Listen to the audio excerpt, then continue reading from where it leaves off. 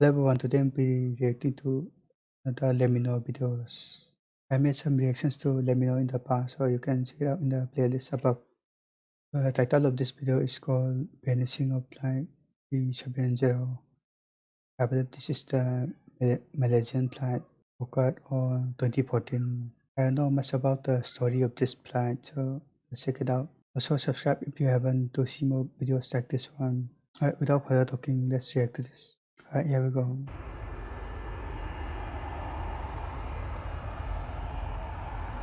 This happened in Kuala Lumpur, Malaysia.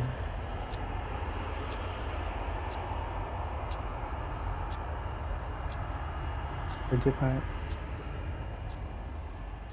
Delivery one is a.m. 370, good morning. Malaysian 370, standby. At Kuala Lumpur International Airport, a Boeing 777 is preparing for departure. Malaysian 370, request level. 370, we are ready, requesting flight level 350 to Beijing. Malaysian Airlines Flight 370 is a daily passenger flight between Kuala Lumpur, Malaysia and Beijing, So the plane is going to the Beijing. China. 370, 3 to right of takeoff. Nice. 3 to right, destination Malaysia 370, right. 42 minutes past midnight, Flight 370 is given clearance to depart. On board are Captain Zahari Ahmad Shah, First Officer Farik Abdul Hamid, 10 cabin crew members, and 227 passengers. Number control, Malaysian 370. Malaysian 370, Lumpur radar, good morning, climb flight level 250. Morning, level 250, Malaysian 370. Malaysian 370, climb flight level 350. Climb level 350, Malaysian 370. Less than an hour Yeah, pilot say a lot of repetitive words. into the flight, the plane is cruising over the South China Sea at an altitude of 35,000 feet. The night sky is clear and the weather is calm. Flight 370 is then instructed to signal air traffic control in Ho Chi Minh, Vietnam, as it is about to enter Vietnamese airspace. The flight controller in Kuala Lumpur says goodnight, with no sign that anything should be amiss. Malaysian 370, maintaining level 350. Malaysian 370.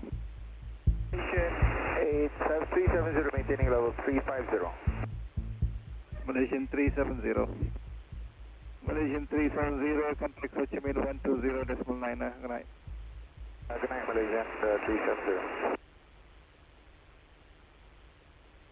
1 minute and 43 seconds later, the aircraft suddenly vanished from radar screens at Kuala Lumpur, Ho Chi Minh, and Bangkok.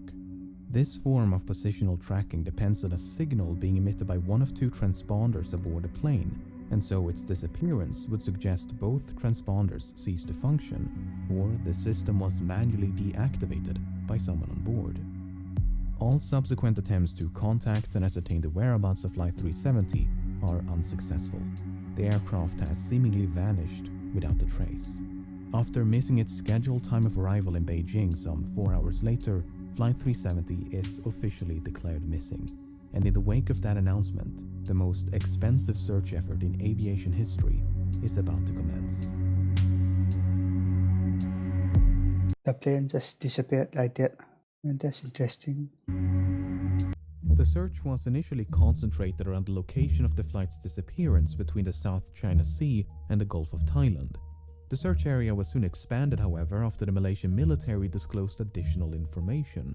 Unlike the radar system employed by air traffic control, long-range military radar does not rely on transponders but use reflectance to track the position of aerial targets. A review of the data collected by the Malaysian military revealed that moments after contact with Flight 370 was lost, the aircraft had deviated from its scheduled flight path with a subtle turn to the right, followed by a prolonged turn to the left. The aircraft had then flown back towards and across the Malaysian peninsula before turning right near the island of Penang. It maintained this northwesterly heading until it escaped the radar's coverage. Why did the plane go back? Are they being hijacked or something? Over the next few days, the Strait of Malacca, the Andaman Sea, and the Bay of Bengal was scoured by a multinational fleet of aircraft and vessels, but there was no trace of Flight 370. Meanwhile, investigators began to analyze the aircraft's satellite communication records. Like all modern airliners, Flight 370 was equipped with a satellite communications terminal, or SATCOM, to send and receive transmissions to and from the ground. Prior to departure, the SATCOM terminal had logged onto the satellite network and established a connection with a ground station in Perth, Australia.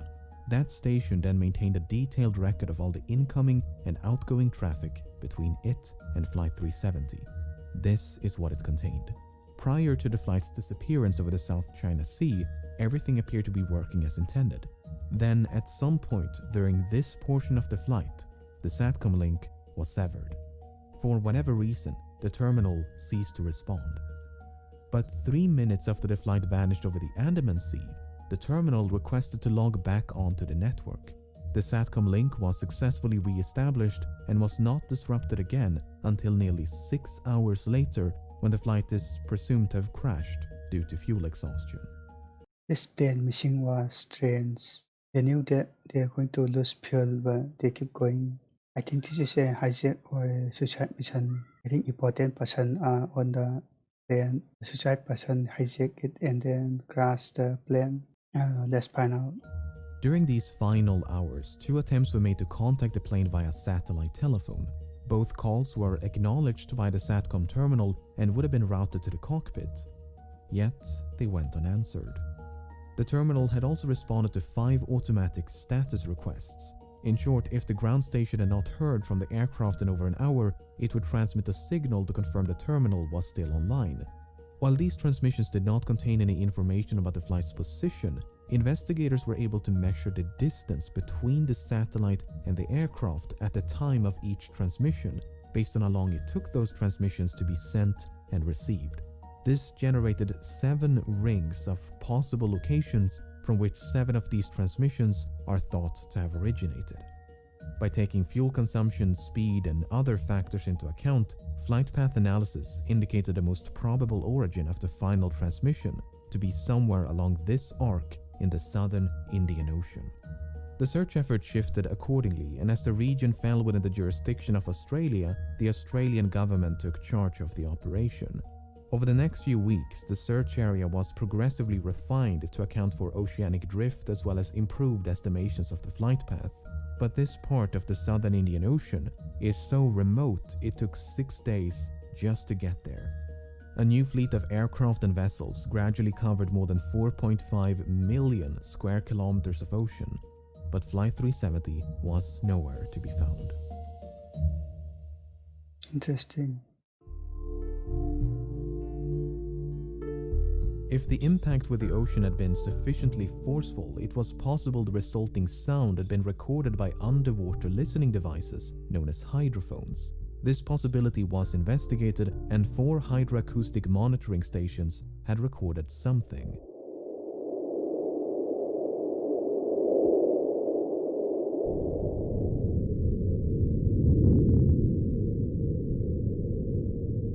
While the timing and direction of the sound were reasonably consistent with the final satellite transmission, the estimated origin was not. The sound was in all likelihood caused by nothing more than geological activity. Flight 370 was also equipped with 2 underwater locator beacons which had a battery life of some 40 days, and as the deadline approached in early April, signals with a pulse and frequency somewhat similar to the signal emitted by the beacons were detected at depths of up to 3,000 meters. An autonomous submersible then spent weeks scanning the seafloor where the signals had been detected, but no wreckage was ever found. I mean, the ocean is way bigger, so the broken parts of the plane may be carried away by water currents. And nothing would be found until more than 16 months later, when a discovery was made on the opposite side of the Indian Ocean. On the They found something on the India Ocean. 29th of July 2015, a group of people were cleaning up a beach in Reunion, a small island to the east of Madagascar, when they stumbled upon this 2-meter-long metallic object covered in barnacles. Aviation experts quickly identified the object as a section of an aircraft wing known as a flaperon. Upon closer inspection, internal markings including dates and serial numbers conclusively ascertained the flaperon belonged to Flight 370. Even though Reunion Island is some 4,000 kilometers west of the search area, and more than a year had gone by since the flight disappeared, the location was consistent with simulations of debris dispersal patterns. There was now tangible evidence that Flight 370 had crashed somewhere in the Indian Ocean. The discovery of the flaperon prompted numerous searches along beaches and shorelines of southeastern Africa, and at least 31 additional items of interest have since been recovered and examined. Are these pieces of airplane found in different countries or something?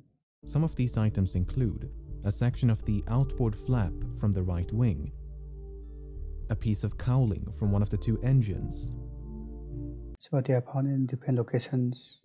a partial door from the nose landing gear, a section of the vertical stabilizer, and a mangled casing from one of the embedded headrest monitors. 18 of these items were identified as either likely, highly likely, or almost certain to have originated from Flight 370, whereas only 3 could be confirmed. The remaining 11 could not be identified.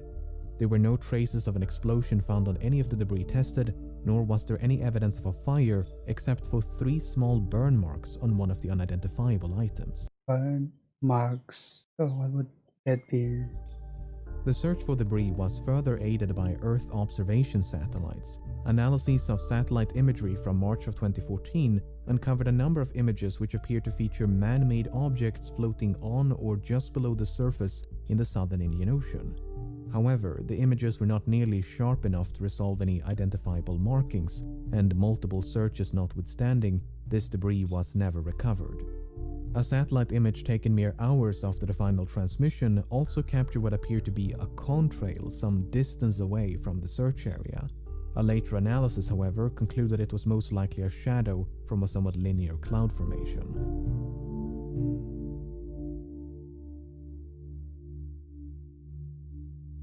The underwater portion of the search continued for months and eventually years before it was finally suspended in early 2017, by which point some 120,000 square kilometers of seabed had been scrutinized. The search effort was then resumed by an American salvage company known as Ocean Infinity, but after more than a year of searching, they too came up empty-handed. Unless the final resting place of Flight 370 can be located, it may be impossible to determine exactly why it crashed.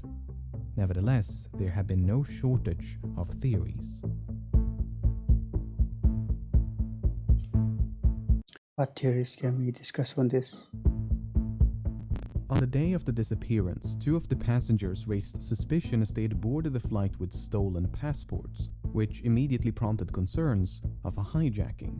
But investigators were unable to link the 2 men to any terrorist organizations, and soon determined they had traveled under false identities because they were seeking asylum, not due to any nefarious intent. Similar suspicions were raised when one of the passengers were identified as a flight engineer, who might have possessed the necessary expertise to take control of a Boeing 777.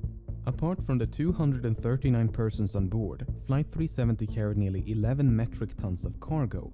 Among the items listed on the flight manifest was a shipment of lithium-ion batteries, which led some to suspect a fire might have broken out mid-flight. For instance, the crash of UPS Airlines Flight 6 in September of 2010 was the result of a fire that was ignited by a pallet of lithium-ion batteries. Lithium-ion batteries can be exploded, but how do they explode? In a plane in a closed environment? Another potential source of ignition would be an electrical malfunction. The crash of Swiss Air Flight 111 in September of 1998 is thought to have been caused by a fire within the electrical wiring above the cockpit. The fire damaged and disabled multiple avionics systems, including the transponders and SATCOM. In the case of Flight 370, the sudden loss of communication and subsequent deviation from its scheduled flight path might have been a direct response to a fire. The 2 pilots may have turned back towards Malaysia to attempt an emergency landing at the nearest suitable airport. But no such attempt was ever made. Instead, Flight 370 kept going and remained aloft for another 6 hours. Some have theorized the crew might have been incapacitated by a sudden or gradual loss of cabin pressure. For instance, when Helios Airways Flight 522 failed to pressurize in August of 2005, the pilots quickly fell unconscious. Yet the aircraft continued to fly on autopilot for more than 2 hours until it ran out of fuel. Airline pilots are of course trained for such an event. In the event of cabin depressurization, an automatic system is designed to deploy oxygen masks to give the pilots enough time to perform an emergency descent to a more breathable altitude. The data recorded by the Malaysian military radar does indeed contain altitude information, but it is highly inconsistent. In fact, the Boeing 777 is incapable of performing the extreme altitude fluctuations recorded. At one point, the aircraft exceeded its maximum operating altitude by more than 15,000 feet before making a 50,000 feet nosedive in less than a minute. So they are definitely losing control. Maybe the flight contained poisonous gases and that made the pilot unconscious. Attempts to recreate these maneuvers on a flight simulator were unsuccessful, and thus the data was deemed inaccurate and unreliable. If Flight 370 did lose cabin pressure at 35,000 feet, and the pilots were incapacitated before descending to a more oxygenated altitude, it might explain why the aircraft remained aloft for as long as it did. What is a bit more difficult to explain, however, are these alterations in heading. Flight simulations have established the aircraft must have been under manual control during the initial left turn, as the bank angle or inclination of that turn was beyond the limits of the autopilot. Subsequent turns, however, could have been either manual or automatic. But for the autopilot to have made these course corrections, someone with the requisite knowledge must have programmed it to do so. The only other alternative is that the aircraft was in fact under manual control.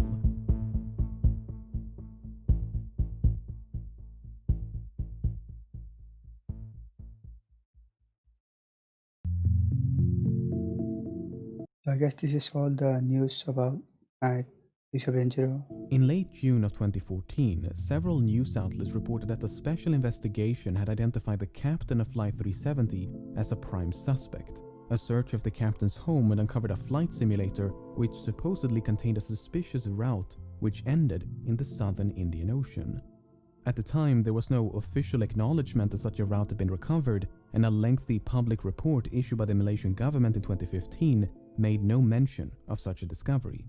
Then, in 2016, confidential documents pertaining to a forensic examination conducted by the Royal Malaysia Police in May of 2014 was leaked to the media. These documents made it clear that such a route had not only been recovered, but thoroughly examined. Soon thereafter, the Malaysian government confirmed the existence of this simulated flight path, and this is what it looks like. It should come as no surprise that many regard this as damning evidence of premeditation, but according to investigators, it is not quite so evident. The data recovered consists of 7 coordinates, 2 in Kuala Lumpur, 2 in the Strait of Malacca, 1 in the Bay of Bengal, and 2 in the southern Indian Ocean. The data was reconstructed from a file that had been automatically generated and saved by the simulation software a month before the incident.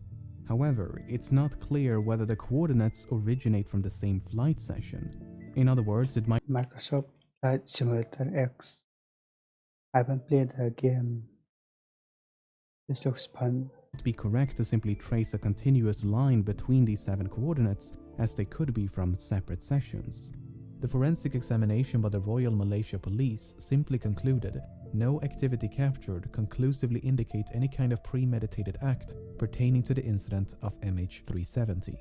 Even so, the similarities between the simulated route and the presumed route of Flight 370 directly influenced the search operation. Australian investigators considered the possibility of someone deliberately extending the range of the flight by gliding the aircraft off the fuel exhaustion. If so, the plane could have traveled an additional 200 kilometers. Alternatively, the range could have been reduced by a controlled ditching prior to fuel exhaustion. While ultimately deemed unlikely, these 2 scenarios did affect the search effort. If the captain steered Flight 370 off course with the intention of crashing in a remote part of the southern Indian Ocean, his motive is an even greater mystery. Zahari Ahmad Shah was 53 and married with 3 children. He had more than 18,000 hours of flight experience and a spotless track record. Investigators found no evidence of financial issues, and his monthly expenses before the disappearance indicated nothing unusual. He could be having a mental illness. He had no history of mental illness, nor had he displayed any recent changes in lifestyle or Really? behavior. He was raised on the island of Penang, which has led some to speculate the flight's second turn to the southwest of Penang was the captain getting a final view of his hometown. Some believe a hijacking could have been politically motivated, as Sahari was an avid supporter of a democratic opposition leader who was sentenced to 5 years in prison mere hours before Flight 370 took off. Others point to unconfirmed reports of marital issues, but this is contradicted by the official investigation and disputed by family members. The only real inconsistency noted by the final report is that the captain failed to repeat the assigned radio frequency during the last verbal communication. Malaysian 370, contact Ho Chi Minh 120.9. Good night. Good night, Malaysian 370. It would have been standard procedure to repeat the assigned frequency as the captain had correctly done a few minutes prior. 370, contact lampu radar 1326, good night. Alright, 1326 Malaysian 370. Whether this omission is indicative of anything but a mistake is anyone's best guess. By all accounts, Captain Sahari was an affable and well-respected pilot who was passionate about aviation, as Yes, a YouTube channel. That's pretty cool. evident by the photos and videos he shared on social media. Hi everyone, this is a YouTube video that I made as a community service after learning. The co-pilot was found to be even less conspicuous.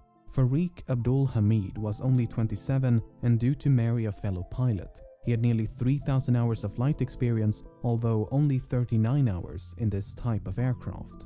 Much like Sahari, Farik had no financial, mental or interpersonal issues of note, nor was there any evidence of conflict between the two of them. Some questioned the plausibility of a pilot-instigated hijacking due to the apparent lack of interference by the other pilot. Well, when Ethiopian Airlines Flight 702 was hijacked by the co-pilot in February of 2014, he did so by merely waiting for the captain to take a bathroom break before locking the cockpit door behind him. The co-pilot was then free to divert the Italy-bound flight to Switzerland to seek asylum. The only noteworthy piece of evidence in regards to the co-pilot of Flight 370 is his phone. You see, when the confidential documents were leaked, they also confirmed another long-circulated rumor, namely that a cell phone tower had briefly established a connection with an iPhone 5S belonging to the co-pilot as Flight 370 approached the island of Penang. According to investigators, it was not a phone call as has been widely reported by the media, but merely an automatic location signal. Why this information was omitted from public reports, we may never know. So what is one to make of all of this? On the Someone messaged him or something. I'm confused with all the stories. one hand, the simulated flight path seems suspicious. On the other, it is difficult to cast any substantial doubt on either of the two pilots' character. It is equally difficult to deny a hijacking is consistent with the available evidence. Then again, we're missing some quite major and literal pieces of evidence.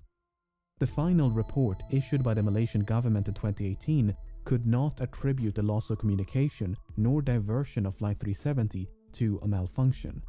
Instead, it is believed that someone manually manipulated the aircraft and its systems. For instance, investigators believe SATCOM was manually disabled by a sudden and prolonged interruption of power. Then, once power was restored, the terminal simply rebooted. Likewise, the alterations in heading are believed to be the result of manual inputs. With that being said, the uncertainty of these findings are repeatedly emphasized due to the limited evidence available, and the report does never explicitly state the flight was hijacked. In fact, no real conclusion is reached. Both the Malaysian and Australian government agree that Flight 370 crashed in the southern Indian Ocean, but that the cause is indeterminable without the wreckage, the location of which has managed to elude some of the foremost aviation experts in the world, as well as an impressive arsenal of cutting-edge technology for more than half a decade. Authors, aviation experts, and independent investigators have all chimed in to offer their own thoughts and theories as to the nature of the crash and the location of the wreckage. Some believe there was no crash, but that the aircraft was shot down by an American naval base in the middle of the Indian Ocean. The satellite transmissions were then supposedly forged as part of a massive cover-up. Others believe the aircraft turned right towards India and traveled as far north as Kazakhstan, completely undetected. Debris was then supposedly planted along shorelines of southeastern Africa as part of a massive cover-up. All the people in the flights are surviving. Yeah, it's a good thing. The thing is, we don't know if they are alive or not. Another theory suggests the aircraft was remotely hijacked and controlled by someone on the ground. While Boeing and other companies have experimented with technology that would allow for an aircraft to be remotely controlled, no commercial airliner is known to be outfitted with such a system. On the less conspiratorial side, the assumption that Flight 370 flew in a straight line and at a constant speed after turning left towards the southern Indian Ocean might simply be incorrect. In early 2018, a French team of independent investigators proposed an alternate flight path, whereby an attempted landing on Christmas Island led to a crash site much further north than the region identified by the official investigation. While a surface search of this area was conducted about a week after the disappearance, the underwater phase never reached this far north.